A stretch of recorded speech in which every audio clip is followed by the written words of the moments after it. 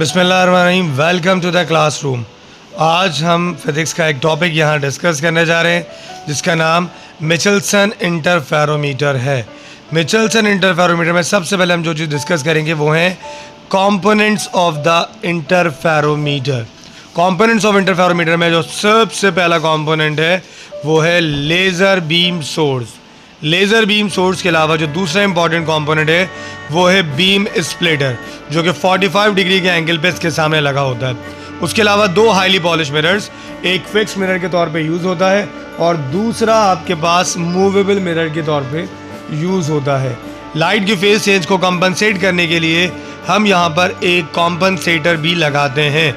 उस कॉम्पनसेटर के अलावा जो सबसे आखिरी कंपोनेंट है वो है आपके पास एक fluorescent screen. Fluorescent screen spot को क्लियर करने के लिए यूज़ की जाती है। अब हम वर्किंग डिस्कस करेंगे और देखेंगे कि लाइट किस तरह से आती है। बीम स्प्लिटर से एक लेज़र लाइट आती है। जब बीम स्प्लिटर से गुजरती है लाइट तो बीम स्प्लिटर उसको दो पार्ट्स में स्प्लिट करेगा। दो पार्ट्स में से एक पार्ट मूवेबल मिरर की तरफ जाएगा और दूसरा पार्ट बीम स्प्लिटर से होता हुआ कॉम्पनसेटर की तरफ जाएगा। जो जाने वाली लाइट रहे जब वो मिरर से स्ट्राइक करेगी तो वापस भी आएगी। आप देख सकते हैं दोनों कंपोनेंट्स स्प्लिट हो रहे हैं और दोनों ही कंपोनेंट्स वापस भी आएंगे। वापस आकर एक पॉइंट पर मिलेंगे और जब एक पॉइंट पर मिलेंगे तो स्क्रीन के ऊपर आपको इंटरफेरेंस पैटर्न शो करेंगे। इंटरफेरेंस पैटर्न आपको सर्कुलर रिंग्स, बिल्कुल न्यूटन रिंग की तरह ही मिलेंगे यहाँ पर। आइए देखते हैं पाथ ऑफ बीम क्या होगा इंटरफेरोमीटर के अंदर। जब लाइट सोर्स से आती है तो दो पार्ट में स्प्लिट हो जाती है, एक पार्ट रिफ्लेक्ट होता है और एक रिफ्लेक्ट। आप देख सकते हैं राइट हैंड पे पाथ नज़र आएगा। ये बेसिकली मूवेबल मिरर है जो आगे पीछे मूव करने से फेज डिफरेंस या पाथ डिफरेंस क्रिएट होता है।